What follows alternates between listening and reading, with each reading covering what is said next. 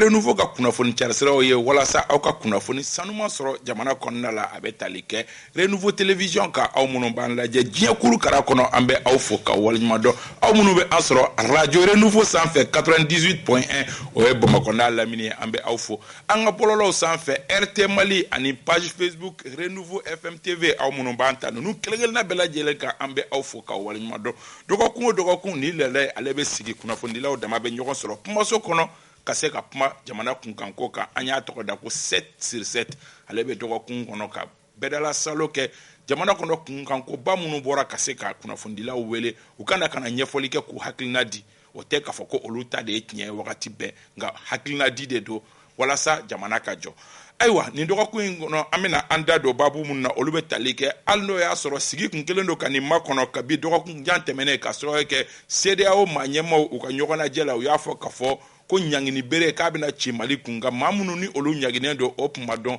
ɲangini a dɔnna k'a fɔ ko maa 100 ani maa 49 ɲɔgɔn na ko ɲangini bere bɛna ci olu de kun nka o maaw cɛla fanga cɛ furancɛ fanga ɲɛmaa t'a la minisiri min b'a ni jamana wɛrɛ cɛ ko ɲaɲanabɔ la o fɛnɛ tɛ a la an bɛna an nɛn don o kumaw ni ɲɔgɔn cɛ n'an bɔra yen nɔ min ye minisiri kɔrɔ Useni Amion Gindo kabi dɔgɔkun jan tɛmɛnen ale ye kulekan bɔ ko maa dɔw tun bɛ fɛ ka dankari ale la ko k'a ta yɔyi ka taa n'a ye yɔrɔ la yɔrɔ min man di a ye ayiwa o kuma tingitangara k'a tingitanga k'a fɔ arajosobaw sanfɛ ayiwa minisiri min ni o ɲɛsinen bɛ kiriko ma ale fana y'a fɔ ko ka ɲinini kɛ a ko kunkanko kan mun de kɛra mun ma kɛ sigasiga bɛ yɔrɔ jumɛn an bɛna an nɛn don olu ni ɲɔgɔn cɛ n'an bɔra yen nɔ min ye jalajɛba min ni a kan ka labɛn halisa maaw ma kan kelen fɔ jalajɛ ko la jalajɛ in yɛrɛ kelen don sababu ye fo malidenw tilatilalen don fila ye minnu bɛ fɛ ka taa jalajɛ la ani minnu tɛ fɛ ka taa jalajɛ la an bɛna an nɛn don o ni ɲɔgɔn cɛ munna maa kan ka taa jalajɛ in na munna maa man ka taa jalajɛ in na kunnafonidilaw bɛ n'u nɛn don ni kuma ninnu ni ɲɔgɔn cɛ ka se ka ninnu kumaw batiri sɔgɔmada in na an garijɛgɛ donna maa 4 ɲɔgɔnna la maa 4 minnu ni o bɛ tali kɛ Janginɛ Jara ka bɔ Peace FM na Janginɛ nin ye i siɲɛ fɔlɔ ye an ka baro kɛnɛ kan an b'i fo Isa k'i fo a diyara n ye ka renouveau baarakɛla bɛɛ lajɛlen fo a diyara u bɛɛ ye k'an barokɛɲɔgɔnw fo a diyara u bɛɛ ye ani minnu bɛ k'an filɛ ani minnu bɛ k'an lamɛn an bɛ foli di u bɛɛ lajɛlen ma a diyara u bɛɛ ye an bɛ Ala deli Ala ka nin k'a fɔlɔ Ala ka nin k'a laban amina yarabi o y'an yɛrɛ ka laɲini ye an bɛ Peace FM maaw bɛɛ lajɛlen fo kɛrɛnkɛrɛnnenya la an kɔrɔkɛ Umar Cɛfin Mariko OTM ani ne terikɛ Burama Jalo Mas an b'u fo k'u waleɲuman dɔn an garijɛgɛ donna Yusuf Mangara fana na ale ye ouverture ɲɛmaa maa ɲɛmaaba ye ouverture média Yusuf i ni ce ka na an ka kɛnɛ kan. Ok merci Isa an ka foli b'i ye a diyara n ye an ka foli bɛ i ka lamɛnnikɛ jama bɛɛ lajɛlen a diyara u ye je salue également an ka co-débatteur minnu an ka foli b'u fɛnɛ effectivement nin ye ne siɲɛ fɔlɔ ye plateau in kan donc i ye n wele a diyara n ye a diyara n yɛrɛ kosɛbɛ i ka na an ka plateau kan Basaro tɛ dunan ye kɛnɛ in kan Basaro Aidara bɛ baara kɛ AMAF la Basaro i ni ɲankuma Isa i ni sɔgɔma Aba. n b'i fo n bɛ n barokɛɲɔgɔn fo k'an ka technicien fo ka renouveau ɲɛmɔgɔ bɛɛ lajɛlen fo a diyara an bɛɛ ye kɛnɛ in tɛ sigi ni filɛbaga t'an na ni lamɛnbaga t'an na Isa an bɛ foli kɛrɛnkɛrɛnnen d'u ma u ka cɛsiri la sibiri soli ka wuli a ma nɔgɔn a ma nɔgɔn kuma dɔw la ka wuli k'an lamɛn a bɛ kanu ko fɔ a bɛ kanu k'a kɔ jira ko an bɛ min fɔ hakilina di don a dabɔkun tɛ dɔwɛrɛ ye jamana jɔliko kuma don siga foyi t'a la. hali bi an bɛ dugawu kɛ ala ka tulo kunnandi k'o kɛ an lamɛnbaga ye Amina. walasa ka sababu ɲuman kɛ jamana in ye amina yarabi Sori Ibrahim Diallo Sori e tun bɛ embouteillage ni fɛnw cɛla de i nan'i sigi sisan nin fana b'o fɔ lamɛnbagaw ye i ni sɔgɔma an bɛ bɛɛ lajɛlen fo a diyara u ye an tiɲɔgɔn minnu bɛ kɛnɛ kan u fo u ka courage la minnu bɛ k'an filɛ Mali kɔnɔ Mali kɔ kan minnu bɛ k'an lamɛn k'u bɛɛ lajɛlen fo a diyara u ye hali bi an bɛna an da don baro minnu na ala ka don tulo kunnandi la amina yarabi jamana marabagaw ala ka a ta fanga d'u ma amin an ka lakana tigilamɔgɔ minnu fatura ala ka hinɛ u la amina yarabi ala k'u fara silamɛsu kan amina yarabi minnu banalen don ala ka bana segin kɔ pewu amina amina ala k'an bɛ sababu ma. amina yarabi Amba. Bintu Napo ale bolo bɛ nɛgɛ karafe la arajo fan fɛ Ousmane Togo ale bɛ réalisation na régie d'antenne o bɛ Dramane Kone Dak Junior bolo an bɛ u bɛɛ lajɛlen fo k'u waleɲuman dɔn ayiwa n'an nana an bɛ sigi an bɛ kuma jamana kunkanko de kan an y'a fɔ ka fɔ dɔgɔkun in kɔnɔ kunnafoni bɔra ka bin hali n'o y'a sɔrɔ a kunnafoni tun bɛ maaw bolo ka ban k'a yira k'a fɔ ko CEDEAO mɔgɔw k'olu ko k'u bɛ ɲangini bere bin an ka jamana kan nka ɲangini bere kɛrɛfɛ tɔ kun ye min ye k'a dɔn jɔn ni jɔnw ɲanginen don Janginɛ a dɔnna mɔgɔ minnu ɲangira a balila e la a ka kɛ nin cogoya la tantɔ wa ani i ye ɲangini yɛrɛ ye cogo di bon ɲangini ne bolo Isa dan sagora et puis ɲangini mun filɛ nin ne bolo a dan tɛmɛna dɔwɛrɛ tɛ n'i y'a jateminɛ an bɛ gɛlɛya de kɔnɔ gɛlɛya mun bɛ mali da la bi depuis 2012 kana se fo bi ma o gɛlɛya ni fɛn ma bɔ a la fɛn ma fara ni fɛn ma fara ka fɛn ma bɔ a la mais mɔgɔ min bɛ k'a fɔ ko yɛrɛ kan k'i dɛmɛ n'o yɛrɛ bɛ k'e ɲangi k'i tɔ bila gɛrɛntɛ kɔnɔ an b'a jateminɛ CEDEAO ka nin fɛn filɛ nin ce n'est pas de bonne foi n y'a jateminɛ k'a lajɛ mali bɛ situation min kɔnɔ bi olu yɛrɛ y'a yira n na k'a fɔ k'u ka mandawuru bisi ɲini k'a d'an ma pour que gɛlɛya min b'an kan o ka bɔ an da la. u y'o fɔ sɛbɛnfura kɔnɔ. sɛbɛnfura kɔnɔ bon an dun b'o o mandawuru bisi in sɔrɔ cogo min na tagama min ani kumaɲɔgɔn min n'an b'o kɛ an n'an jɛɲɔgɔn ni ɲɔgɔn cɛ a bɛ sɔrɔ sira fɛ mais n'i y'o sira datugu an ɲɛ hali n'a sɔrɔ a sira bɛɛ ma datugu parce que n'i y'a ta k'a lajɛ fanga ɲɛma Asimi yɔrɔ o yɛrɛ ka bɔli mɔgɔ tɛ se ka kuma o la parce que kabini o sigira ni wagati dɔ bɔra la mɔgɔ m'o ye kɛnɛma mais mun ye affaire étrangère Ablaye Diop ne bolo u y'o de tɔ ye pour que u ka se ka kumaɲɔgɔnya kɛ halisa ne bolo u ye ji dɔɔni k'a la mais ne bolo sanction mun kelen filɛ nin ye a dan tɛmɛna a dan tɛmɛna mais n'an ye sariya sɔsɔ de kɛ n'i bɛ jɛkulu la n'i ye jɛkulu sariyaw sɔsɔ Isa CEDEAO yɛrɛ sariya sɔsɔ et puis c'est deux poids et deux mesures ne bolo a fɔra Guinéenw ye k'u ka Alpha Condé bila Alpha Condé ma bila a fɔr'u ye k'u ka calendrier bɔ u ka élection kɛ dans 6 mois o si ma kɛ mais an ma Guinée sanctionné an ma mɔgɔ sanctionné ye kodaɲɔgɔnma ye kolanɔgɔ de ayi kolanɔgɔ tɛ mais an bɛɛ bɛ tɔn de kɔnɔ an bɛɛ t'a kɔnɔ Guinée b'a kɔnɔ Mali b'a kɔnɔ mais mun an bɛ sanctionné ka Guinée to c'est deux poids et deux mesures ne bɛ fɛ ka mun fɔ dɔrɔn CEDEAO bɛ yɔrɔ min na bi CEDEAO bɛ ka crédibilité u b'o k'o de ɲini k'o de kɛ donc e ye sanction in faamu k'a ko ye ne ye sanction in faamu k'a ko ye et puis filanan ye min ye an bɛ an ka jamana de ɲini donc an kɛ man di ka ɲɔgɔn ye an ka autorités qu'ils sachent très bien mun ka ɲi Mali ma k'o de ta ayiwa Yusuf e ye sanction ninnu ye cogo di Ok Issa effectivement i n'a fɔ Janginɛ bɔra ka mun fɔ bon ne da bɛna se aspect wɛrɛ ma o ye a sariyama yɔrɔ ye document minnu ni an y'a sɔrɔ an ka recherche ɲinini kɔfɛ o b'a yira k'a fɔ ko CEDEAO bɛ a yɛrɛ sɔsɔ parce que texte dɔw de bɛ yen nɔ CEDEAO yɛrɛ bɛ lamara ni texte minnu ye o ye a sɛbɛn minnu bɛ yen nɔ minnu bɛ tali kɛ CEDEAO tagabolo kan bon u ka protocole dɔ bɛ yen nɔ u b'a fɔ o ma ko protocole sur la bonne gouvernance protocole sur la démocratie bon o kɔnɔna la a yiralen don k'a fɔ ko ni jamana o jamana ni i ye bɛɛjɛ fanga n'u b'a fɔ o ma ko démocratie ni rupture donn'o kɔnɔ c'est à dire que ko o jɔ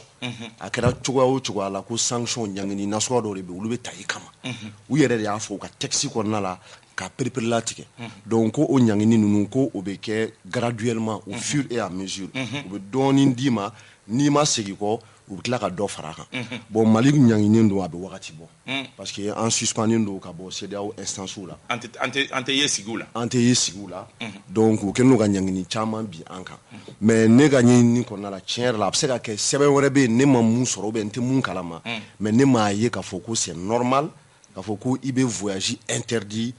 CEDEAO jamana dɔw personnalité la a delila ka kɛ dɛ u b'a kɛ mais ne kɔni ne m'a ye a t'u ka sɛbɛn kɔnɔ ne m'a ye sɛbɛn ninnu kɔnɔ ne m'a ye donc o kɔrɔ ye e sɔnna Janginɛ ta ma k'a fɔ ko u ye dan sago dɔɔni non ne t'a fɔ k'u ye dan sago ne b'a fɔ k'u ye sariya yɛrɛ de sɔsɔ u y'u yɛrɛ sɔsɔ parce que u ka textes bɛ yen nɔ n bɛ misali ta sanction ninnu na u ko ko ni démocratie ni rupture donna la ou bien ni violation massive des droits de l'homme kɛra o kɔrɔ k'a fɔ ko hadamaden a ka hakɛ mun exactement donc ko ni chef d'état ni o ye jamana ɲɛmɔgɔ ye n'u ye ɲɔgɔn réuni conférence la u bɛ se ka sanction damadɔni ta o sanction ninnu ye mun ye o ye ni jamana mun ɲangira n'i ko k'i bɛ ka candidature bila ka taa organisation internationale mun na CEDEAO mɔgɔw u b'u ban k'i soutenu u t'i jukɔrɔma don don o kɔfɛ a fɔra fɛnɛ ko ni réunion minnu kan ka kɛ CEDEAO mɔgɔw fɛ a tɛ kɛ e ka jamana kɔnɔna la donc sanction laban o tɛ dɔwɛrɛ ye i n'a fɔ mun talen don Mali kama ka ban i bɛ suspend ka bɔ u ka instance donc o y'a giriɲalenbaw ye exactement bon donc mun ye kana k'a fɔ k'i bɛ Mali autorité mɔgɔw interdit u ka voyager bon ne kɔni bolo u ye dan sago comme l'a dit Janginɛ n'u b'u baser u ka texte kan parce que u ko u bɛ anw ɲangi ko parce que ko anw ye démocratie de sɔsɔ parce que an ye rupture de démocratie la a kasira an bolo donc n'i y'i baser o kan moi je pense que en tant que légaliste i b'i baser i ka sɛbɛnw de kan ka essayer ka ɲangini kɛ ni o ye mais n'i bɔra cadre kɔnɔ dɔrɔn c'est que i yɛrɛ ye sariya sɔsɔ Basaro Issa ma balina min kɛra ka da kan malien bɛɛ kun sigilen don ni a ye parce que avant que le 7 sommet in cɛ CEDEAO kun ye kunkan bɔ k'a yira maliyɛnw na ko kalata dati min ni o fɔra ni baara ma kɛ ka taa o siraw fɛ k'u ka lasigi nataw la k'u bɛ sɔn ka maa minnu ni olu bɛ ka ngalama don gɛlɛya don élection kalata organiseli cogoyaw la k'u bɛ se ka sanction ta k'u ka se u bɛɛ ma le 7 sommet extraordinaire kɛra je crois que a kɔ ne ni mɔgɔ dɔw yɛrɛ kumana par rapport à la liste n y'a fɔ u caman ye n k'a ka gɛlɛn k'a fɔ ko président bɛ sanctionner ok a ka gɛlɛn k'a fɔ ko président bɛ se ka sanctionner parce que i ka taa i ka na quel qu'en soit alpha on ne peut pas c'est à dire mɔgɔ tɛ i tɛgɛ bɔ jɛkulu bolo ka rupture totale kɛ quoi ça ce n'est pas du tout possible mais sauf que depuis transition deuxième phase in daminɛ na fo bi la CEDEAO constate avec regret k'a fɔ ko foyi de tɛ ka kɛ min ni o bɛna ni élection organiseli procédure est-ce que CEDEAO kelen ka kuma est-ce que o tɛ tiɲɛ ye dɔɔni non ne yɛrɛ y'a fɔ ni plateau in kan depuis gouvernement sigili ni premier ministre ta ka programme d'action gouvernementale kɛ j'ai dit dans les faits foyi kun tɛ ka kɛ fɔlɔ min b'a jira ko élection bɛ se ka kɛ au mois de février nata in na le 27 février donc o baaraw la on est en train d'aller mais on s'est dit sira tɛ ka yira or CEDEAO dun y'a yira ko ni o baaraw ma waleya k'ale bɛ sanction ta donc aux sanctions tali min kɛra il a même annoncé que sanctions individuelles ou dans un premier temps et comment on appelle Mangara a dit tout à l'heure que sanctions graduelles ou tout à l'heure dans les principes sanctions graduelles donc graduelles et jumɛn c'est-à-dire a bɛ yɛlɛ au fur et à mesure an y'a ye en 2012 pratiquement ali ni coup d'état in na blocus kuma kun fɔra dans un premier temps mais pour le moment Karangadaw sɔgɔ ils ont dit sauf le riz c'est-à-dire les aliments de première nécessité qu'on a bora au là que le reste qu'on bɛ se ka jɔ o bɛɛ ye sanction procédure ye donc bi an y'a ye en min kɛra 2012 on n'est pas en train d'aller sur ce chemin d'abord automatiquement on a été sanctionné de tous les instants de la CEDEAO même sur le plan judiciaire c'est-à-dire hali kiiri siraw la parce que n t'a dɔn ni hakili b'a la Bubé ka avoir kun y'a essayé k'u bɛ CEDEAO cour saisi par rapport à la situation la cour a répondu que bi Mali suspendu ka bɔ CEDEAO instance bɛɛ la donc u da tɛ se ka don a la donc mɔgɔ si tɛ se ka hali CEDEAO saisi CEDEAO c'est juridiction qu'on saisit Mali ka ko kan parce qu'en suspend ka bɔ CEDEAO ka activité bɛɛ la fo bi u ye o lettre jaabi di ka na Bubé ka avocat ma o kɔfɛ an y'a ye u y'a fɔ fɛnɛ ko ni nin ma kɛ ni u ma ɲɛ ye an kun min bɛ tali kɛ kalata nataw la k'u bɛ se ka sanction individuelle ta moi je suis d'accord k'a fɔ ko liste a été trop exhaustif, c'est-à-dire a cayara kojugu. Je ne pensais pas que CNT ensemble bɛɛ bɛ se ka taa i yɛrɛ sɔrɔ a kɔnɔ ka taa se gouvernement ensemble bɛɛ ma mais sauf que alerte kɛra CEDEAO yɛrɛ fɛ donc pour moi surprise tɛ. Sori Ibrahim Diallo. Bon kaba kuma in ka gɛlɛn dɔɔni mais an b'a fɔ CEDEAO min kɛra an na sanction min taara an kama a ma ban ne la. On m'a banné là parce que depuis coup d'état kɛra Ibrahim Boubacar Keïta là 18 octobre je crois bien 2020 CEDEAO a ye laɲini fɛn o fɛn kɛ an ka minnu ye coup d'état kɛ laɲini fɛn fɛn kɛra u la ni ma da la ni o laɲini bɛ yen ni min ma ta ba la an ka jamana marabagaw fɛ ma da la o ni na ni bɛ yen excepté k'a fɔ an ka kalafili labɛn février kalo tile 27 san 2022 mais mun wɛrɛ bɛ an ni CEDEAO cɛ ni o tɛ an y'a ye laɲini caman de kɛra kaban bien avant cette date là laɲini caman de kɛra a bɛɛ exécutera an ka jamana marabagaw fɛ comparativement à la Guinée an y'a ye Guinée fɛn min fɔra Guinée ma taxe kɛ an ka bɔ o kɔnɔ sa ka fɛnw comparer ni bɛ fɛn dɔ jateminɛ i b'a ye k'a fɔ an ta kɛra bingani de ye quoi CEDEAO mɔgɔw bɛ bin an kan mun na kaba u bin an kan kun jumɛn na mɔgɔ minnu sanctionné la mɔgɔ 100 ni mɔgɔ 49 olu de sanctionné la n'i ye o sanction yɛrɛ jateminɛ a procédure a kɛra cogo min a jateminɛ n'i ye CEDEAO yɛrɛ ka texte ta ɲangini jumɛn bɛ se ka bin jamana kan n'i ye nin ɲangini cogo in jateminɛ i b'a ye k'a fɔ nin yɛrɛ si t'a kɔnɔ ni procédure minnu taara ka ɲɛsin an ka jamana marabagaw ma nin si t'a kɔnɔ mais an ka fɛn kelen faamuya maa fila bɔlen b'a la faut que maliyɛnw ka faamu d'abord CEDEAO yɛrɛ ouverture dɔ kɛra an ye dialogue ka continuer dialogue ka kuma ɲɔgɔnya ka to sen an ka yɔrɔ faamu Assimi mɔgɔ min tɛ bɔ a ka Bamakɔ n'a yɛrɛ man ca il gère toutes les affaires à Kati là-bas.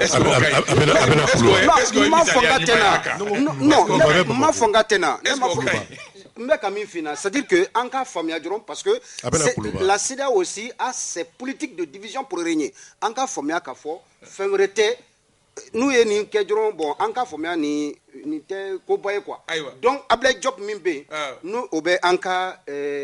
jamana ni jamana wore ko nyaw nyina bo ale ka toli au fene porte blebele de sabula ni sanction kera chogo à la ban sigi ka fodi il faudrait que moko ka soro ambulu koro mimbe sigi ka foy ni mimbe tama sera ke ani sida ou fene che mais en toute sincérité ni kera danteme wole ko dali aywa basalo ambado ka fo fin do yi sanction ga application moko chama be ki yere ni ko labi ni sanction nunu ni anga frontière ou la ni ko moko te bo est-ce que Franfina ya no mo se ka mo balika bobo gel des avoirs fenani do ere go ko al warte luka Orange Money. D'accord. Application application et tu ça me fait la précision qu'elle dit follow c'est-à-dire qu'il faut que c'est 27 février date imposé en cas Galonkumado en de ota concertation c'est fait concertation te Mokhtar Wane premier ministre aller des calendrier électoral bon au calendrier électoral processus aux élections présidentielles premier tour de organisé le 27 février. Oui. Mokhtar Wane de a calendrier dit. Mais on a sur 18 mois de foragno. Allez, il conforme 18 mois de mois. 18 mois inte banga be février mo.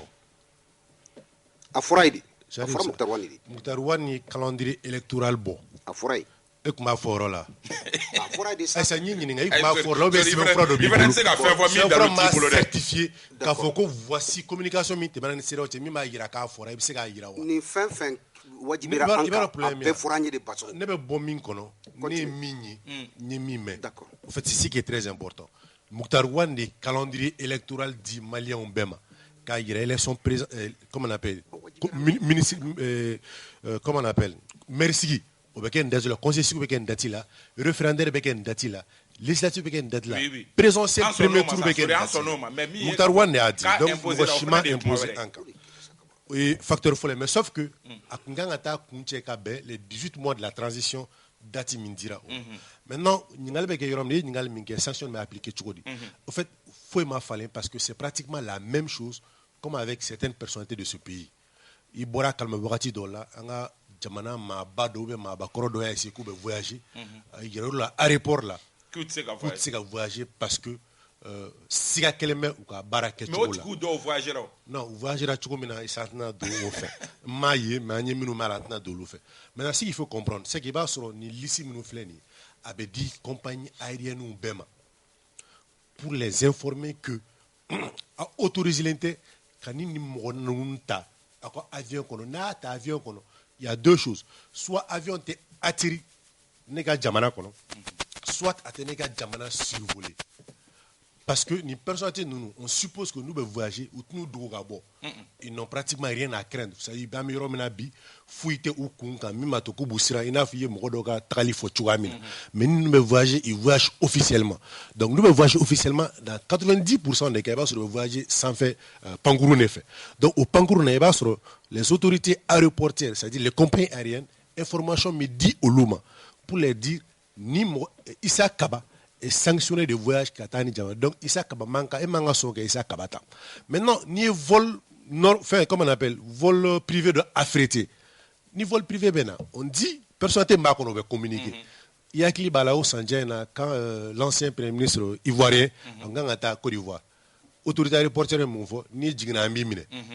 Au fora directement donc à un vol détourné sur un vol détourné kata Ghana. Donc c'est pratiquement la même procédure. On nous sait non, ça worko et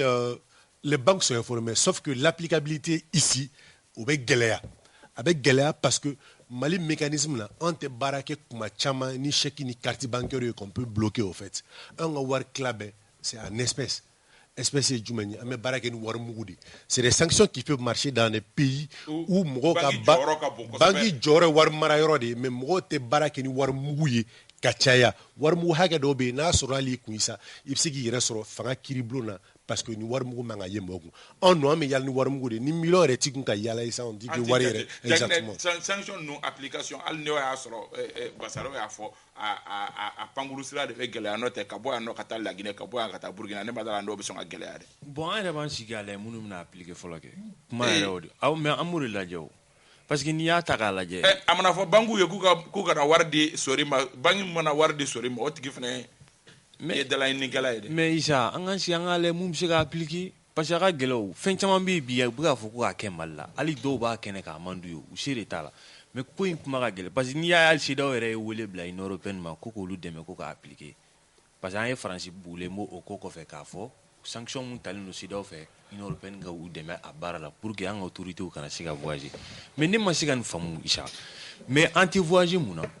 n'a ma voyager an kungo bɛ sariyaw CEDEAO ka sariyaw mais Isa CEDEAO yɛrɛ ka sariya dɔ tɛ protocole de bonne gouvernance ya est ce que mɔgɔ minnu ye miliyari suɲɛ an ka jamana kɔnɔ est ce que CEDEAO de la ka interdiction de voyage fɔ ko k'a d'olu kan ko parce que u ye nin dun an ka jamana la u kana voyager ne ma deli k'o ye o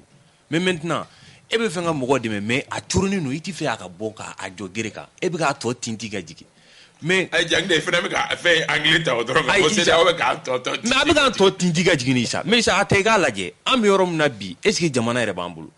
jamana t'an bolo sɔrɔ yɛrɛ ɲuman t'an bolo mais n ko CEDEAO fɔlɔfɔlɔ de ye MISMA bila ka na anw fɛ yen nɔ yanni an ka se MINUSMA ma CEDEAO ka MISMA mais o ye mun de kɛ mais si a jateminɛ Isa an bɛ ka ɲini k'an bɛ bɔ insécurité yɛrɛ kɔnɔ CEDEAO yɛrɛ dɛsɛlen don k'an dɛmɛ o la mais ne ma deli ka jamana ye diɲɛ kɔnɔ ko CEDEAO kungo ɲɛnabɔ Isa en vrai dire ne kɔni ye mun ye dɔrɔn Macky Sall kɔni delila ka wuli ka taa Gambie k'a ka sɔrɔsiw la mais en tant que CEDEAO u kɔni y'a dɛmɛ mais Macky Sall de y'a baara bɛɛ kɛ mais CEDEAO tɛ se ka mɔgɔ kungo ɲɛnabɔ que nos autorités s'assument u ka tiɲɛ fɔ jamana kɔnɔdenw ye mun bɛ se ka kɛ an ka t'o sira fɛ mais ni sanction ne ɲɛ tɛ jamana ne b'a ye fɔlɔ n'an m'an sigi a la mɔgɔ minnu bɛna appliquer mais ne ɲɛ tɛ mɔgɔ la k'a fɔ jamana dɔw bɛ yen k'a fɔ k'i bɛ se k'a fɔ k'i bɛna ni gɛrɛntɛ ta ko k'o sigi an kunna parce que aujourd'hui ne ɲɛ b'a la CEDEAO aussi a des problèmes o problème tɛ dɔwɛrɛ hali ni ye Burukina ninnu ta k'u lajɛ mɔgɔw bɛ ka wuli cogoya min na a man ɲi CEDEAO ma donc ils ont intérêt k'a lajɛ ka nin ko in ka bali bila à terre i n'a fɔ tɔw da sera a ma cogoya min na Abdoulaye Diop maintenir n'o cogo min na k'aw bila yen dɔwɛrɛ tɛ ka u tɛ fɛn ka a tɛmɛ a dan kan sinon a tɛmɛnen don a dan kan ka ban. Mangara est ce que nin tɛ contribuer CEDEAO bɛ ka nin posture minnu ta est ce que a tɛ contribuer ka CEDEAO tɔ mangoya an ka jamanaw kɔnɔ kɛrɛnkɛrɛnnenya la Mali. Ok, non seulement Nebolo Issa avec CEDEAO Mangoya, et puis je reviens un peu en arrière. Bon, je pense que Bassaroga intervention là, Aïda Douala, à quoi sanction bêta graduellement, effectivement, il a fait un photo ou sanction ta doni,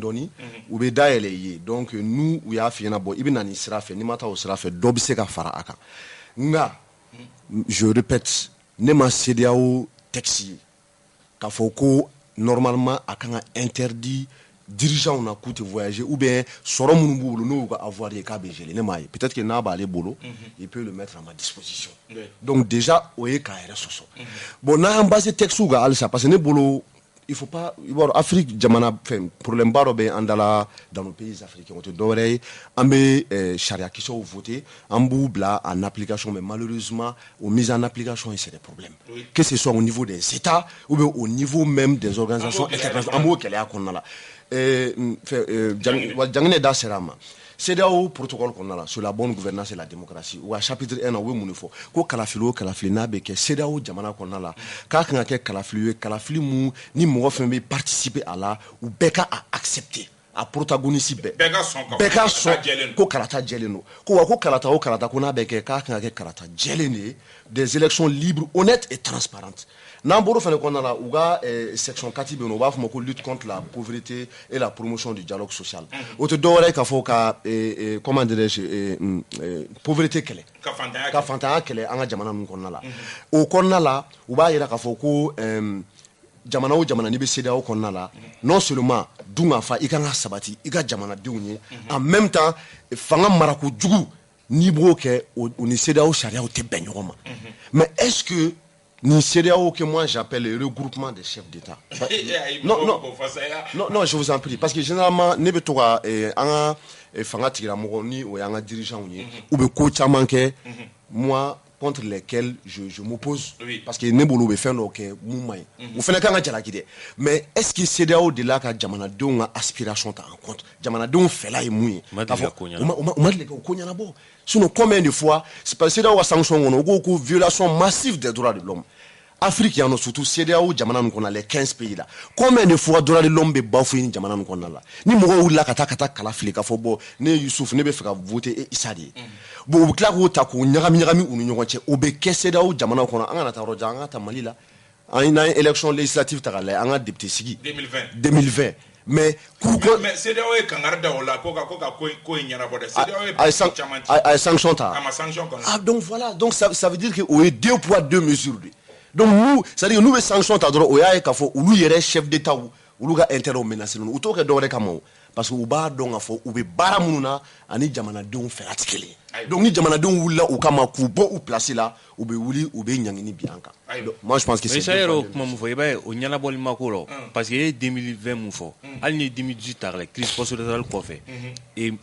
Trama fin fait kera. Sido la ini fin fait kera. Malima 2018 ta ko CEDEAO ko kalata wera kana ke kasura ama kalata c'est bon. Voilà mais ama kalata sharia o fali. O makea mais barrage men kero kelena o do falena. Donc non ma fale ameta kalata la. So libre dialo bi ambe munke yani kalo kile 12 décembre kalo kile 12 o mina CEDEAO kanga jereke tukuni anga munga jona wala sa sanction ta kana wara ani munu be oluka wuli ambe tour de table ko kanga boni makon. Très simple, Kaba. Porte de sortie dira Amma. Ministre des Affaires étrangères B, c'est Kafo Katabala. Parce que sanctions, même si elles ont été prises de façon injuste,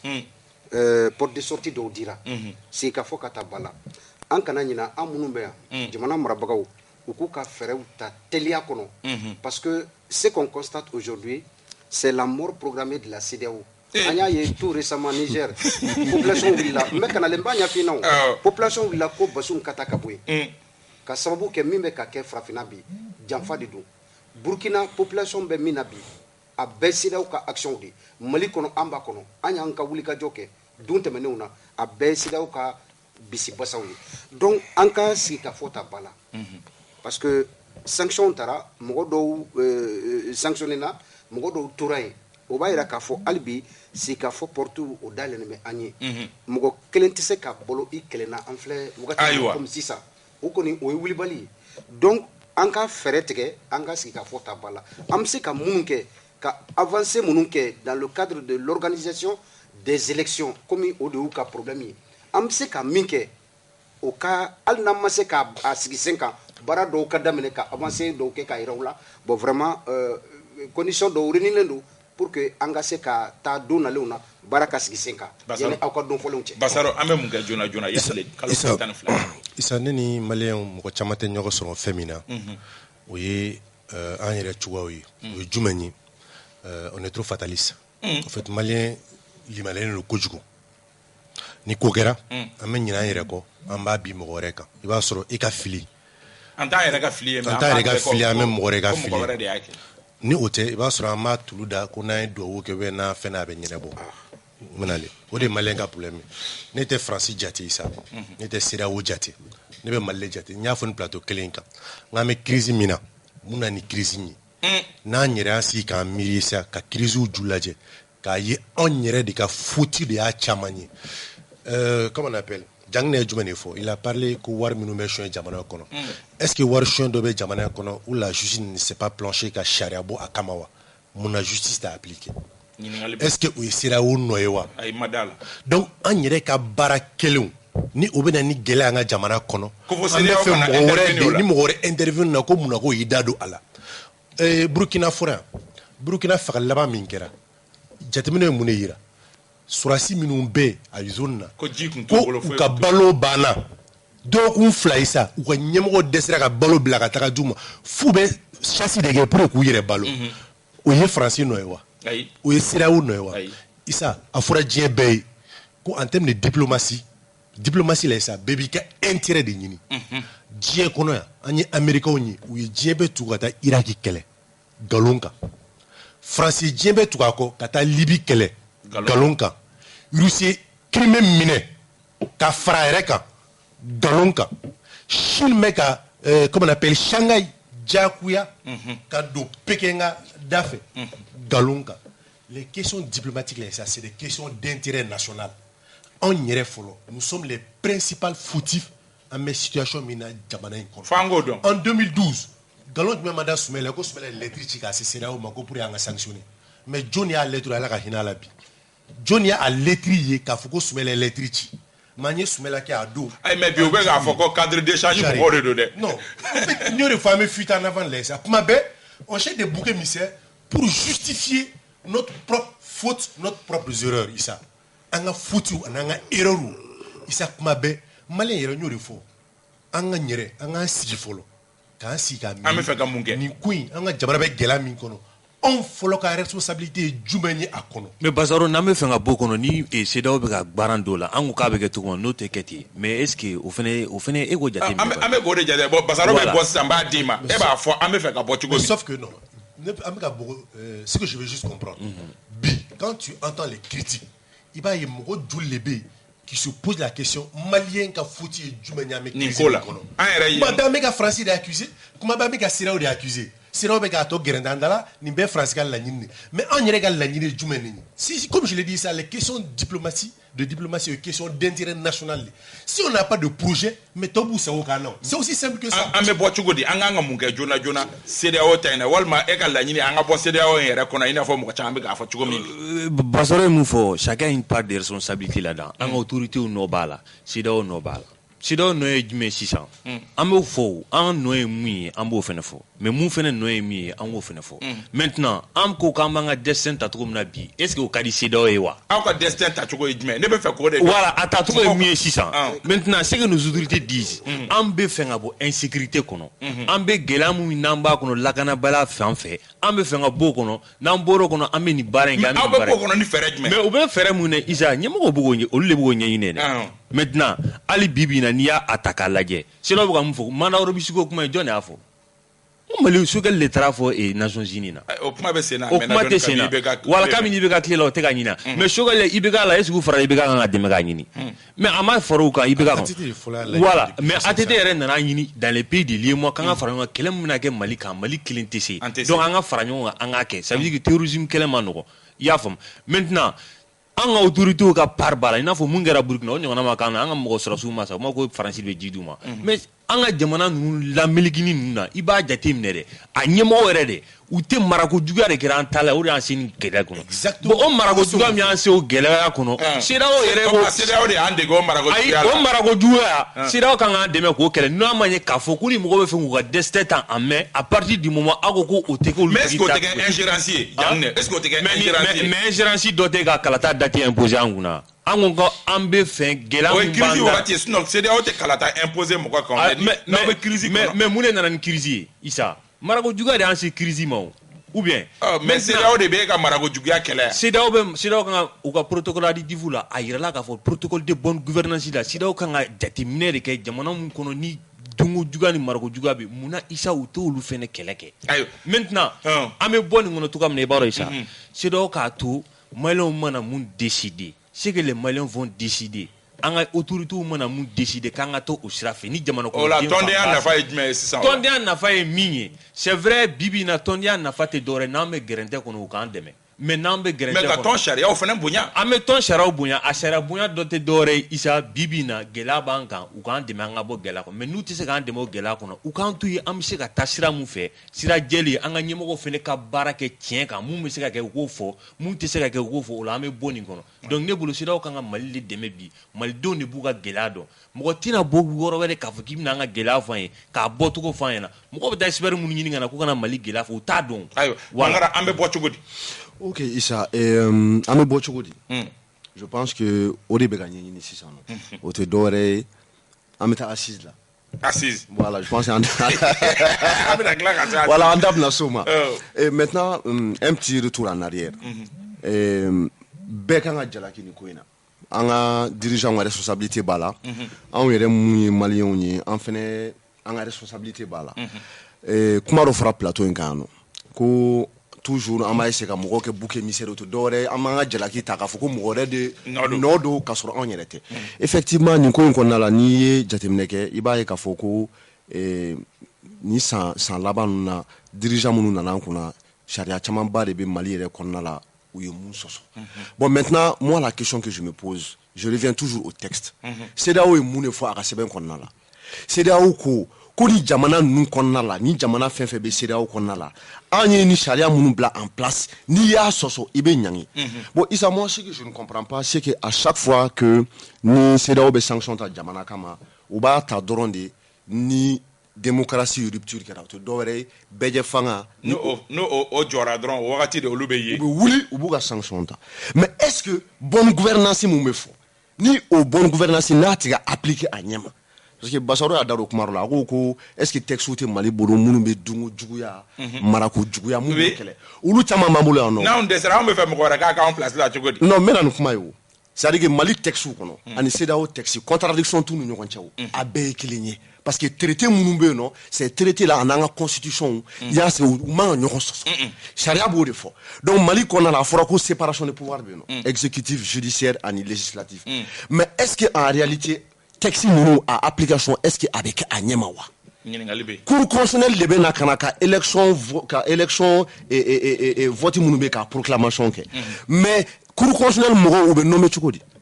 jamana ɲɛmɔgɔw fɛ u ko jamana ɲɛmɔgɔ bɛ saba ta assemblée président o bɛ saba ta conseil supérieur de la magistrature ko bɛ saba ta jamana ɲɛmɔgɔ mais tout ça là ça revient à qui c'est le chef de l'État jamana ɲɛmɔgɔ de bɛ nin bɛɛ sigi bon jamana ɲɛmɔgɔ bɛ sigi cogo mais k'e bila baara la ko e bɛ taa fɛn kɛ mun tɛ taa o jimi sira fɛ donc il faut arrêter CEDEAO sigilen ɲɛ bɛ o bɛɛ la CEDEAO b'a dɔn k'a fɔ k'u bɛ profiter sariya kisɛ min fɛ. CEDEAO gosi bi kosɛbɛ. non Issa aw ye bɛnbɛn bɛɛ k'an ka CEDEAO kan. non CEDEAO gosili tɛ moi je pense que ni CEDEAO bɛ fɛ a ka crédibilité ka k'a la vraiment on sait lire entre les lignes olu de nin texte ninnu élaboré anw m'a imposé u kunna o ye ɲɔgɔn ye o ɲɔgɔn ye kɔnɔna la Yaya Jammeh ninnu Blaise Compaoré Alpha Oumar Konaré olu de protocole additif min b'an bolo olu o tigiw yɛrɛ tilala ka mɛn fanga la. exactement bon aw bɛ se k'o sariya kisɛw bila n'a y'aw diya don min na aw b'a violer ni o sariya kisɛ minnu bɛ CEDEAO kɔnɔna la ni ani an ka jamanaw sariya kisɛ bɛɛ bɛ taga ɲɔgɔn fɛ ni o violer la aw tɛ wuli aw tɛ kuma mais ni rupture nana démocratie la dɔrɔn a bɛ wuli a bɛ sanction ta. Basaro e tun bɛ fɛ k'i lamaga sori ka mɔgɔw contannen dɔ bi dɛ. Issa n bɛ kuma min fɔ. hali kuma caman tɛ sɔrɔ i bolo. Issa n bɛ kuma min fɔ pour que ka bɔ kuma na o ye jumɛn ye. Comme je l'ai dit encore an ka sabali ka mɔgɔw wɛrɛ accuser. Moi, je me souviens, il y a quelques années de cela, Guillaume Soro, toujours à l'affaire là, ils ont saisi la Cour africaine de justice qui a tranché en défaveur de l'État ivoirien. Ivoirien, ils ne reconnaissent plus cette Cour. Et Alassane, comment on appelle, Guinée, quand le président guinéen voulait aller au 3e mandat, c'est le émissaire Blagatara fait, il dit je ne te reçois pas. Il n'a pas voulu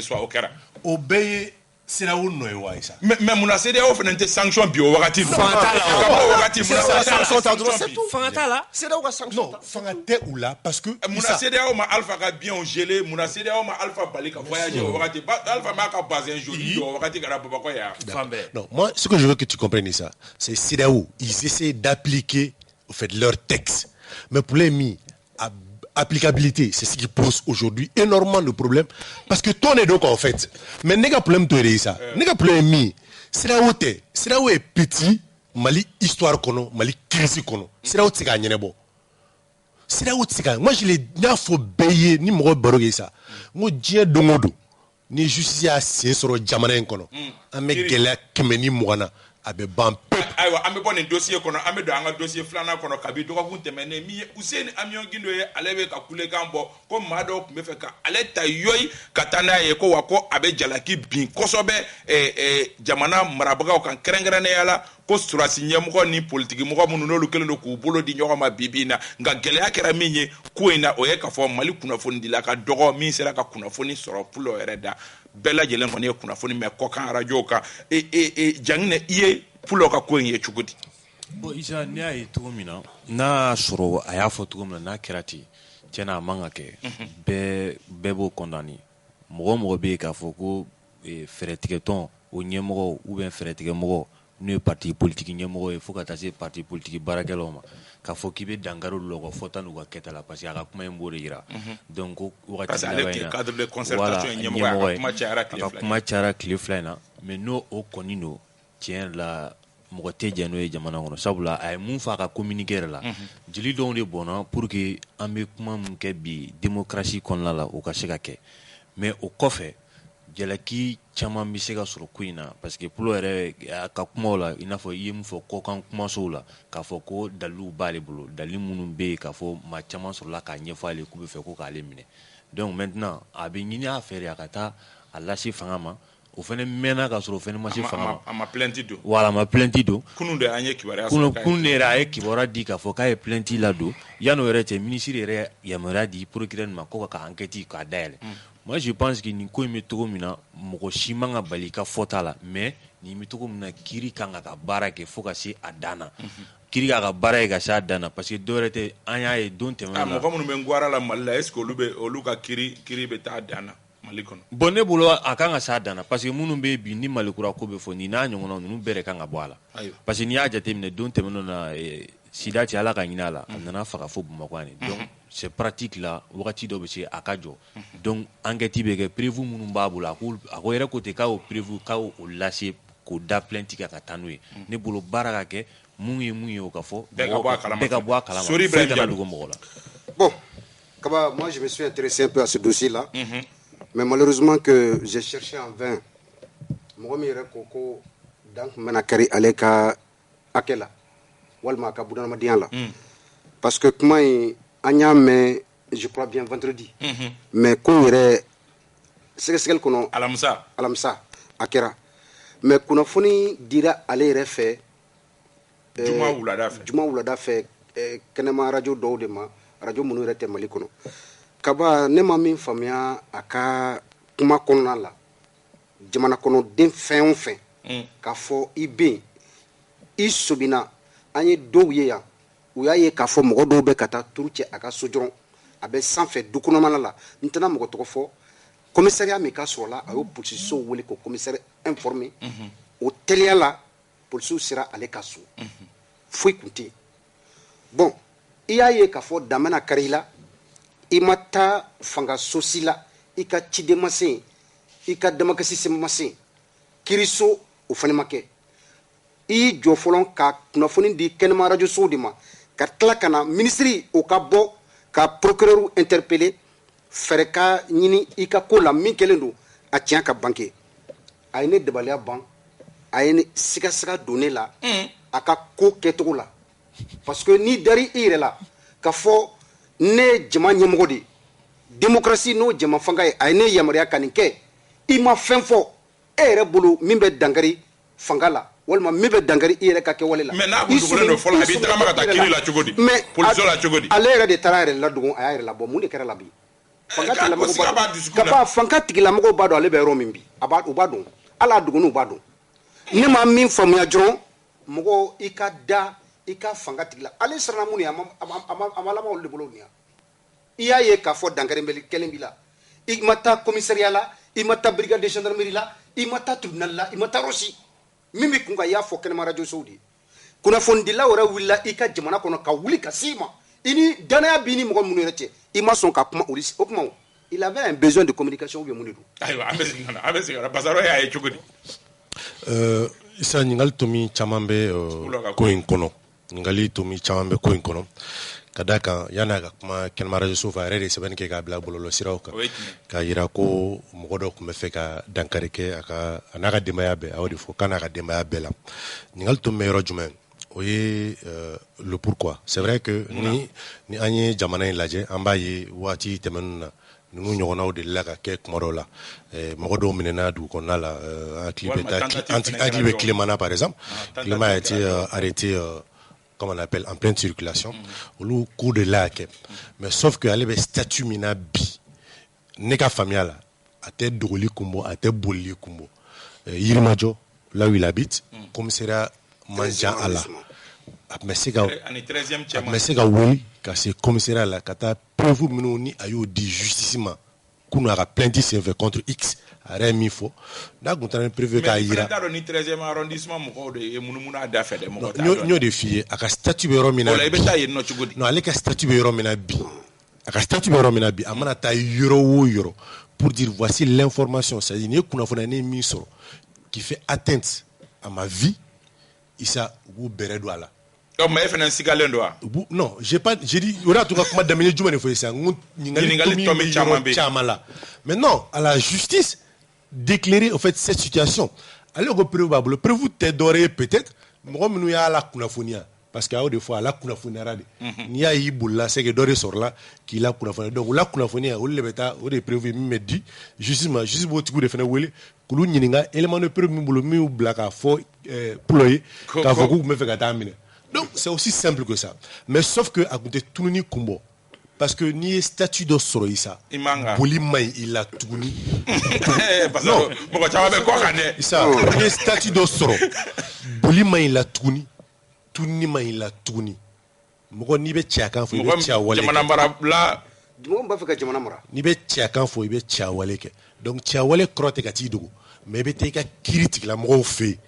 Pour ce soir là. Ni kiriko kabi kirima. Ni kiro kabi mine ne bolo ki jelendo ibi yire di kirima ate boli kumbo Boubé je n'ai aucun lien avec lui Madeli a participé oui. Ça il faut reconnaître. Il avait la possibilité de fuir.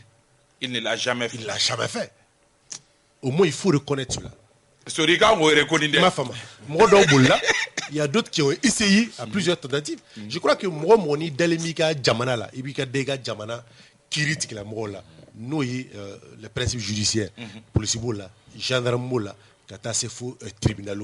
donc nous on bolo ningali to mi comme plainte be yorof là l'état à travers le ministre qui a instruit au procureur d'enquêter sur la chose oui plainte clé on va dire comme ça parce que le procureur s'est auto-saisi information là comme a fait plainte de contre X maintenant nous espérons que à Kanake en courir quoi comme on a l'habitude de voir dans Youssouf. Bon, et tour de tableau qui era effectivement ningali do bene rebulu par rapport à cette situation. Et nimanye kafoko y tonye mogodi. Et de surcroît Kodem ko fait alliance Djigiakura. On fait encore fait cadre d'échange président en exercice. Exactement. Donc y ni ton benye mogoy awi la djebake par la culture la ka kuma chama fo awo ka be fait transition a réussi mais aw fait la te kodoye. Oh, donc au hukumu kɔnɔna la ni jamanadenw balila k'a ye bɔlɔlɔ siraw kan i n'a fɔ Basaro y'a fɔ cogo min na ko dɔw bɛ fɛ ka e daminɛ ko parce que ko e bɛ ka kuma minnu fɔ ko o tɛ ka taa olu jimi sira fɛ donc ko u bɛ fɛ ka liberté d'expression mun ni maliyɛnw de joli bɔnna walasa o ka sɔrɔ donc k'u bɛ fɛ ka e dadi donc o kɛra le lendemain. Parce qu'au Kera, vendredi ou la fête, si je ne me trompe pas. Donc, il y a essayé que je jeudi chauffé. Donc, pour moi, c'est un peu approximatif. Oui, que les flânants, et parce que je suis en contact avec pas mal d'hommes politiques. D'habitude, je ni ma soro a bien rappelé. Mais nous, quoi, ne a pas clé, ça va clé, ça va. A bien répondre. Au coffre, parce qu'il y a une émission, au coffre, à Bolé, kata interview de RFI, moi ça je n'ai pas compris. Bon, il est libre de faire ce qu'il veut, mais ega jamana mejaou, bewula, bewoko ah tiens la ni dame fait carré pour le gars. Ambe bewuli kanjo. Ambe bewuli kanjo parce que antika soma. Parce que Isaka Ojim flene avec comment chama fo, mo chama fait la tête. Mais à minene mo chama boraka fo non et ils estiment que bien est keraka parce que ça c'est des questions de principe. On ko nous be fait o gars damine de antena jeni oyi. Bon, en mo tse wuli ko keleke ne rakli bala émission do se fait en cours ngo no soro réellement pour ni ugo kubeti minede ngo ibuli wuli ikataka ikati idama kasi pour si sola ou be wuli kata tribunal e kata plainte parce que y nyemo di y jamana diendi donc il s'est dit ikalla kana akanga sabati donc au coffre ne borane tara RFI ga kata kuma chama foyo no et le lendemain il n'en a tout go ko no ki sikana katiga so qui ni ministre kuma na ministre de la sécurité et go mo go mu me feka e mine ke la ah que la tout la bonne circulation là mantika jugo dey ka ka feka na ko ministre be feka mais ni ko état awo de fo parce que akelo no ka frontière fanga yi akelo no ki tege nyeshi oluma yi RFI ka yi tege nyeshi clairement ala yere ka publication na akelo no ki tege nyeshi ku be feka aller daminer parce que ale be ka kuma mun fo o mandu donc ni ko eni au ministre John donc mana mumé lakana sabati ko no ko tika so ka be ga lakana sabati donc vraiment moi je pense que il y a matière à se poser des questions. Oh bon au coffre il a fallu aussi que ministre ka so ka instruction bila ka taa Ko ka plainte. procureur fɛ yen nɔ ko procureur ka enquête dayɛlɛ nin ko in kama ko parce que k'ale ye nin kuma mɛn k'a fɔ ko jamanaden dɔ bɛ yen nɔ surtout responsable politique dɔ k'a fɔra k'u tun bɛ fɛ k'a minɛ donc k'a bɛ fɛ k'a dɔn ko in kɛra cogo min na ko enquête ka dayɛlɛ c'est vrai qu'après ça que Polo taara ka taa plainte don donc vraiment moi je reste dubitatif m'a fɔ k'a ye nkalon tigɛ dɛ ayiwa an b'a bila o kan an tɛ se k'a kɔrɔkɛ don an tɛ se k'a ye voilà donc ɲininkali caman bɛ yen. ayiwa an b'a bila o kan ayiwa an y'a ye k'a fɔ sigikafɔ kan ka dayɛlɛ normalement ntɛnɛn nata nka halisa mɔgɔw bɛ k'u yɛrɛ ɲininka a ko bɛ cogoya minnu na basaro n b'a daminɛ la e bolo sigikafɔ in a bɛ daminɛ i n'a fɔ a fɔra cogo min ntɛnɛn don e ɲɛ bɛ ɲɛ la sigikafɔ ka daminɛ wa. Issa ne ɲɛ tɛ ɲɛ la min b'a to a bɛ reporter ɲɛ tɛ o ɲɛ la parce que le gouvernement est engagé à ce que sigikafɔ in ka kɛ kunu transition ɲɛma il est, comme on dit souvent, il est rentré dans la danse, même si nous estimons que c'est un peu tard au fait souvent. Assimi Goïta et Mokhachama Bismillah. Exactement, mais on a cadre de parti politique pour la réussite de la transition. Où il faut présenter que l'autre opposition à la transition. Mais sauf qu'il pense que le Premier ministre Bi a été positionné, même si c'est tout n'a pas fait par rapport aux défauts, à conclusion par rapport à Baro Ketchoula. Donc moi je ne vois pas. Comme maintenant à reporter les maintenant nous sur le cadre d'échange ni de la ni de quand même fait à participer mais aille à tout peut-être que on a terme de référence ou on a fait nos jatemine peut-être que engagement c'est format feneen ko ni format na non ni format ça format on va rediscuter tout nous parce que nous quand on a assez fait baran beke ou bes ils sont en train de travailler là-dessus depuis comment on appelle des semaines. Donc, c'est encore par rapport, comme on appelle, aux assises. Même si j'ai un peu des réserves, ça c'est naturellement malien. Mali là parce que Issa n'est Denis participé. Denis qu'est-ce que j'ai vu et c'est la même chose. On va demander aux partis politiques qui ont accepté de participer. Nous, et c'est les mêmes têtes qui vont se retrouver. Issa Denis Issa Denis ne participera à la commune de la commune 2. Ni chokora do me borola. Akwa ka nana ka ton iri pa no ka parti politique. Motiki do ba grève ko a demuso. Ko parti ko mo fla blakana. O mo fla ali na demuso re nana. Donc c'est pour dire souvent mot de faux, il s'agit d'un ta bram woroma. Anyere ka problème famba be anyere ka bara o ketchugo. Ni mangara wele. Comme mangara i ka sigida la ma ɲɛnama fila ɲini pour que ka nin baara in kɛ ni wari b'a la mangara b'a daminɛ a yɛrɛ dɔgɔnin b'a yɛrɛ n'a den exactement a ka préciser ko misali don non misali don non mais sauf que au fait o malien ka baara fanba de tant qu'il y a quelque chose à gagner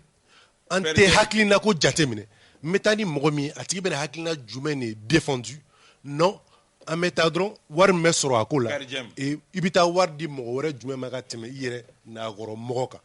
Voici le truc. Non, mais Issa, à 2 ou 3 jours, à assise là, ne m'a tchakoroba n'a dénié qu'à l'inigal, qu'elle imposait qu'à fait qu'elle enta. Mais on a bordeaux c'est va une fois. Mais qu'à se vérifier ça. Quoi, on a des mousseaux. J'ai dit, bon, voici le truc du mal. Donc, je pense que le choix des hommes, c'est-à-dire, assise nous est très important. Parce que, à Bato, Hakla Minoukangata, discuter, nous y est malikoui, moi, nous kalama. Minnu b'a histoire dɔn an bɛ gɛlɛya minnu kɔnɔ minnu b'a a gɛlɛyaw ju dɔn min tɛ ka taa mɔgɔ wɛrɛ accuser ka mɔgɔ wɛrɛ kɛ bouc émissaire an ka gɛlɛyaw la k'a jira ko an yɛrɛ nɔbaw de b'an ka kow la sariyaw ka ta sariya minnu ni olu bɛ se ka appliquer et cour suprême président ni ma fili o don rentrée judiciaire o de fɔ ko ni politique mɔgɔw y'u sen bɔ kiiri kow la k'a ka ca ala fɛ ko kiiri b'a sen sɔrɔ donc o baaraw ka waleya walasa jamana bɛ se ka bila arayi kan. CRC7 mɔgɔw kan ka wele kɛrɛnkɛrɛnnen la assise in kɛnɛ kan. N'o kɛra e bɛ sɔrɔ ka e ni comment on appelle i ka technicien kelen bɛ taa anw bɛɛ tɔgɔ la. munna assise in gɛlɛya b'a ko la munna mɔgɔw tɛ fɛ ka participer e bolo. Bon ne ka jateminɛ la le premier ministre n'o ye Choguel Maïga il pose énormément de problèmes. Maintenant, mɔgɔw kan k'u yɛrɛ ɲininka pour quelle raison chef de l'État n'o ye transition ɲɛmɔgɔ ye ale yɛrɛ wulila ka kow ta k'i jɔ ɲɛfɛ walasa an ka se ka avancer a m'o kɛ dɔwɛrɛ kama parce que cadre d'échange des partis politiques mun bɛ yen nɔ u ko depuis septembre ko u ye lettre ci Choguel ma Malheureusement, à Madjabi Douma,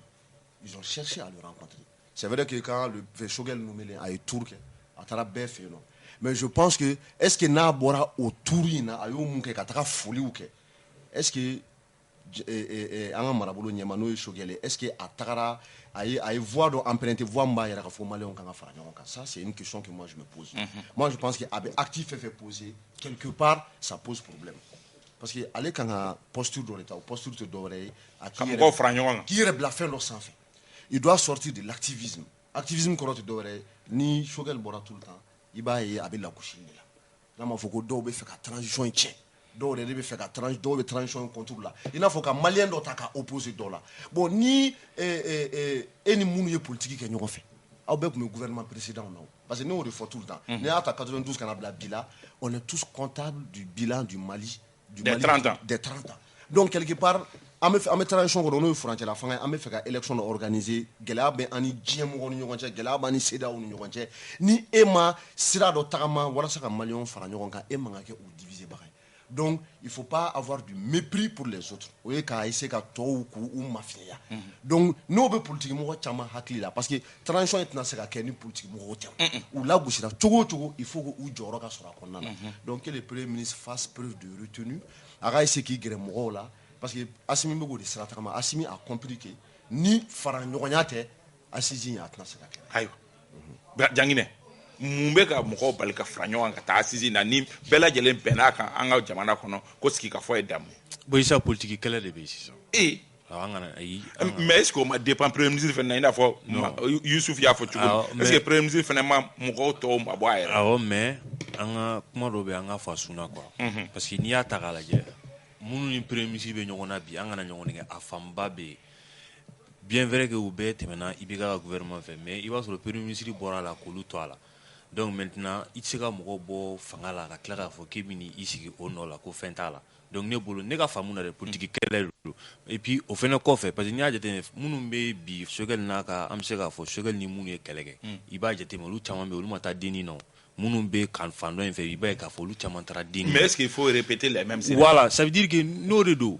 K'a fɔ ko président de y'a lajɛ bibi in na ka se ka mɔgɔw wele pour que mɔgɔw ka fara ɲɔgɔn kan ne bolo président ma ka rôle la parce que fanga ye ɲɔgɔn dafa de. N'a daɲɛna président de bɛ yen bi c'est lui l'arbitre ale bɛ se ka premier ministre bɔ yen donc ale de bɛ se ka fɛn caman kɛ bibi in na pour que mɔgɔw parce que n'i y'a ta k'a lajɛ premier ministre ta filɛ nin ye a bɛ se ka kɛ bibi in na c'est vrai mɔgɔ caman bɛ ka jigin a la k'a tɛ se ka mɔgɔw fara ɲɔgɔn parce que ala ye kuma mun fɔ Segu a bɛ se ka kɛ a digira maa caman na mais ministre mun bɛ yen bi ko yɛrɛ kan ka se ka i kasa jateminɛ o bɛ ka yala ka se ka kuma mɔgɔw fɛ. Ne bolo ce n'est pas une question de Shogel ou bien d'Assimi mais ne bolo ni Mali yɛrɛ ka survie parce que minnu bɛ yen bi k'u tɛ taa n'u kelen kelen fɛn fɛn ɲininka hali kuma yɔrɔ la u b'a f'i ye ko an ka kuma mais n'u ɲininka ko assise u b'a fɔ ko ayi ko forme wɛrɛ mais ni bolo n'i wulila k'i ka na kuma i fɛnɛ bɛ na i bɛ n'i ta fɔ o ka fisa politique de la chaise vide quoi. Sori Ibrahim Diallo. Non bi débat kaba très sincèrement c'est la première fois ne yɛrɛ kunkolo ka lafiya kɔnɔ la. Parce que gɛlɛya minnu bɛ Mali. Parce que Mali qui tient. Non ce n'est pas ça. Gɛlɛya minnu bɛ Mali kɔnɔ kaba an bɛɛ ye Mali gɛlɛya ye. Si dans cette histoire d'organisation des assises nationales ni problème b'a kɔnɔ politique ko problème dɔrɔn de b'a kɔnɔ en toute sincérité. Mais jɔnni fan fɛ. An y'a ye conférence d'entente nationale labɛnna yan dɔw sɔnna ka don terrain kɔnɔ dɔw ma sɔn ka don terrain kɔnɔ Émiry b'a la an ye 2 semaines kɛ palais de la culture la a ta ka segin kɔnɔ dialogue national inclusif dɔw ma sɔn tout simplement assise min ni an bɛ a kuma la bi ni a sigili kɛlen bɛ an ma wajibi ye dɔw de bɛ yen parce que Shogel est premier ministre Shogel dans le temps a ma sɔn ka taa an ta la donc an fɛnɛ ta taa ta la kɛlɛ in bɛɛ bɛ politique. Donc a bɔra Maliko la. Sinon franchement parlant Shogel quand il est arrivé a donna premier ministre kɔrɔ bɛɛ kan ka bɛɛ ka. Mais au kɔfɛ est-ce que i n'a fɔ Youssouf y'a fɔ est-ce qu'il a continué. Mɛnale c'est-à-dire le problème c'est quoi au kɛlen kɔfɛ gouvernement sigira don min yɛrɛ ye gouvernement kɔnɔ certains ont pensé que en tant que je ne suis pas dans le gouvernement je ne peux pas être utile pour ce pays donc ka kɛlɛ ta ka ɲɛsin Shogel ni Assimi ma ka ko tiɲɛ u bolo an bɛ politique ayiwa an bɛ aw fo ka aw waleɲuman dɔn wagati korona kosɛbɛ sori an bɛ foli di kanubagaw bɛɛ lajɛlen ma an bɛ foliba di ka taa Bamusa Sisoko Jogolojo a bɛ an lamɛn wagati bɛɛ an b'a fo Fuseni Sisoko a bɛ k'an lamɛn fo Garantigibugu a b'a ka denbaya la an b'a fo Yuwaru arajo Yuwaru mɔgɔw olu bɛ ka an lamɛn olu b'an ta walasa Yuwarukaw yɛrɛ ka an sɔrɔ a tɔgɔ ye ko arajo Aba an bɛ Yuwaruka bɛɛ fo arajo Aba tɔgɔ la a directeur ba Mohamed I Mayiga an bɛ a fo ka a waleɲuman dɔn ka foli di Ibrahim Diko ma yan fo Kabala Hélène Kalambri an bɛ a fo madame Kalambri Hélène an bɛ a fo ka waleɲuman dɔn Ali Ɲantaw fana ye jamukan ye kanubagaba ye an bɛ a fo Yatasa yan fo Segukaw fɛ yen nɔ an b'i fo k'i waleɲuman dɔn Sangata Alimami Sangata ORTM na Yusuf Kampo ORTM na ninnu bɛɛ ye jamukan ye kanubagaba ye Madu Jara Segu ORTM o baarakɛla kɔrɔ don superbiton mɔgɔ kɔrɔ don a fana ye jamukan ye kanubagaba ye ko fila bɛ yen wula in na balontan bɛ renouveau ni 13e arrondissement mɔgɔw ni ɲɔgɔn cɛ a bɛ kɛ Musabugu terrain na n'a fɔra i kɔ ko duman fɔra i kɔ filanan an bɛ kɔɲɔ la dimanche don an ka maa fila bɛ yen nɔ an ka waribontigi ni o ye Madundaw ye ka fara Sedundaw ka olu ka kɔɲɔ a bɛ kɛ Dramane Alu Kɔnɛ fɛ dimanche don o fana ye événement ba ye groupe renouveau la an b'aw fo ka waleɲuman dɔn Bintu Napo bolo tun bɛ nɛgɛ kɛrɛfɛ la radio fan fɛ min ye Ousmane Togo ye ale tun bɛ réalisation na Dramane Kone Dak ale tun bɛ régie d'antenne na ka se ka nin jamukan in sɔrɔ aw b'a sɔrɔ su in na 1h30 wagati walima sini sɔgɔma 7h pile aw k'an bɛn sibiri wɛrɛ nin jamukan kelen kan wasalam. Renouveau FM kunnafoni dugu jɛra.